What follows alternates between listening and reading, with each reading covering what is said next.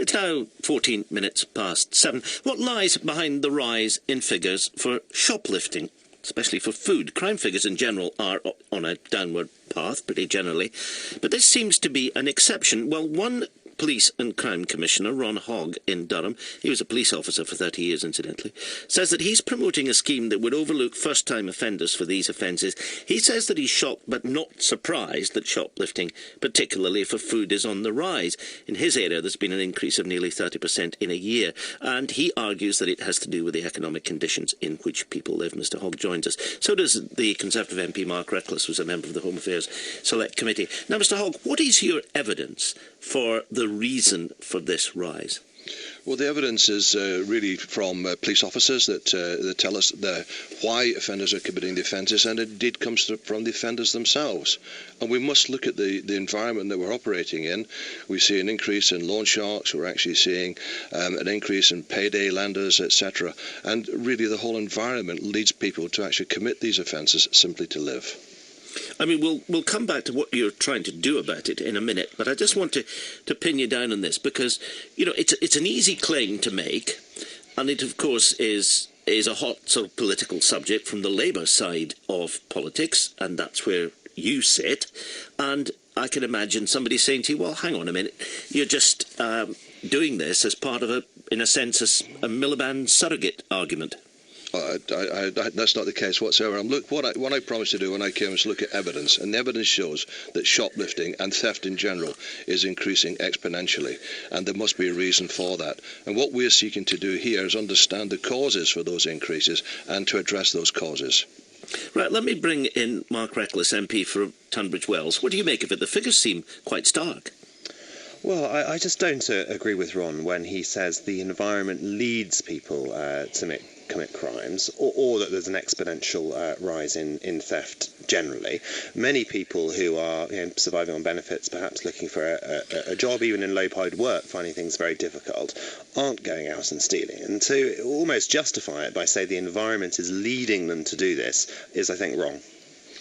Well, it may be possible to say, look, the environment is helping to cause this. That's not the same as excusing it, is it? Well, Ron said the environment was leading people to do that, and I think that comes pretty close to excusing this. And I think well, let me bring in Mr Hogg on that. You're excusing it? No, not at all. We're trying to understand what the causes are and address those causes.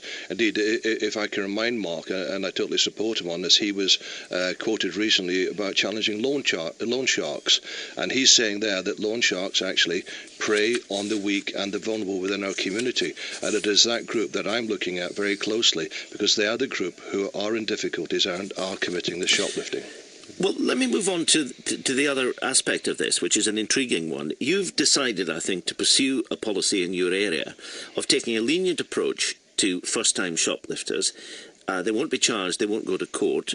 What do you do to sort of make sure they don't do it again in that case? What we do, and if I can explain the system, we offer, if someone is guilty of an offence, they have to admit the offence, and we will then sit down with that individual and ask them to engage with us. We will look at what their personal circumstances are. Is it a financial problem? Is it a domestic problem, drugs or whatever? And we will seek to put them on the right path. This happens before charge, and if they're successful, we do not charge. If they do you caution them? No, we don't caution them. And what we found is that those who engage with us fully, 75% of that cohort do not reoffend.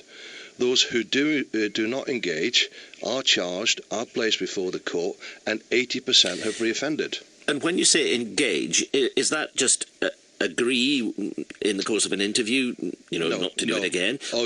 What's happening after that? What's the process that you've got? We put in a structured process over 8 to 10 weeks where we bring in individuals who will work with the person to address their lifestyle problems and seek to get them into a much better place where they don't have to commit crime.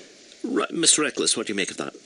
Well, I would like to see the victims have a strong role in this, and Ron's elected, and he may be involving the victims, and he can stand, and the people in Durham can decide, is this the approach they want? I mean, I would worry that if you're having this as a policy for first-time shoplifters... When you say the victim, I mean, do you mean Sainsbury's or Tesco? Well, whether it's a small shop or it's a larger shop, or actually the victims who are having to pay more for their food, because quite a lot of food is lost by shops to people who are are shoplifting. So I think what I'd like to see is, if this is as successful as he says, that shops should be brought into that, and if they think the approach works as well, then the best of luck to them. But I think what's wrong is for the prices in the shops to be more for everyone else because of what's been lost through what big shops call wastage when food is stolen. And I think it's important that there is a disincentive to that if people know that they go and steal things, then that they're going to be dealt with. And if you take that away,